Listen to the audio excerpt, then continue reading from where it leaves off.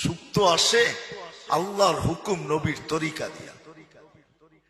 আজও যদি আমরা ফিরা যাই, 1.25 লক্ষ সাহাবায়ে কেরাম যেইভাবে ফিরা গেছেন, আজও যদি আমরা ফিরা যাই, শুধু 2টা জিনিস যদি আমাদের সমাজ প্রত্যেক ফ্যামিলি মানতে শুরু করে, শুধু 2টা, কসম খোদার আপনারা সুখ ঘরের থেকে এক্সপোর্ট করতে পারবেন, বিদেশে পাঠাইতে পারবেন, সুখ বেচা খাইতে পারবেন।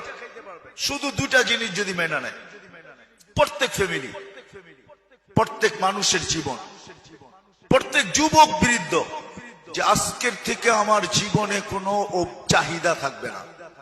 আমি আমার পরিবারের বড়র কাছে, আমার কর্তার কাছে কোনো জিনিসের চাহিদা আমি রাখবো না,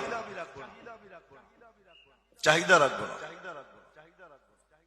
প্রথম এটা যদি সবাই যদি নিজের জীবন থেকে চাহিদাকে বিদায় দেয়, যেন আমি কিচ্ছু চাবো না, যা পাবো তা খাবো, পাবো না সবর করব। আর না পাওয়ার উপরে যদি অভিযোগ না করে,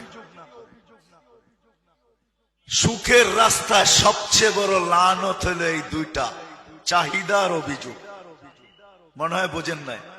পাওয়ার জন্য চাহিদা, না পাওয়ার বিরুদ্ধে কি অভিযোগ।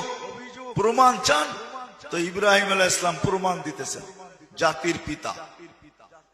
আয়েশা পুত্রবধূকে জিজ্ঞাসা করছে, কেমন আছো? নুন আনতে পান্তা ফুরায়, পান্তা আনতে নুন ফুরায়। বেটাকে তো পাইলাম না, চলে তো যাব, এখন আসলে আমার সালাম বইলো আর বইলো চৌখাট যেন পরিবর্তন করে। কিন্তু পুত্রবধূ সত্য বলছে, পুত্রবধূ যা বলছে এটা কি বলছে? সত্য বলছে, কিন্তু ছিল অভিযোগ। বিকালে ফিরে আসছে ইসমাইল আলাইহিস সালাম, বলছে কেউ আসছিল? কয়েক বুইরা আসছিল, বুইরা। কয় কিরকম? কয় এরকম চেহারা। কয় বুইরা? এটা তো আমার আব্বা ইব্রাহিম খলিল, আল্লাহর খলিল। কি বলছে? আমাদের অবস্থা জিজ্ঞাসা করছে, কি বলছো? যা সত্য তাই।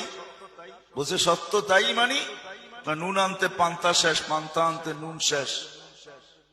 আব্বা কি বলছে? তোমাকে লম্বা একটা সালাম দিছে আর বলছে চৌখাট চেঞ্জ করতে। কয় ল গাট্টি, যা বাপের বাড়ি। আবার আপনারা শুরু করেন না কিন্তু, যা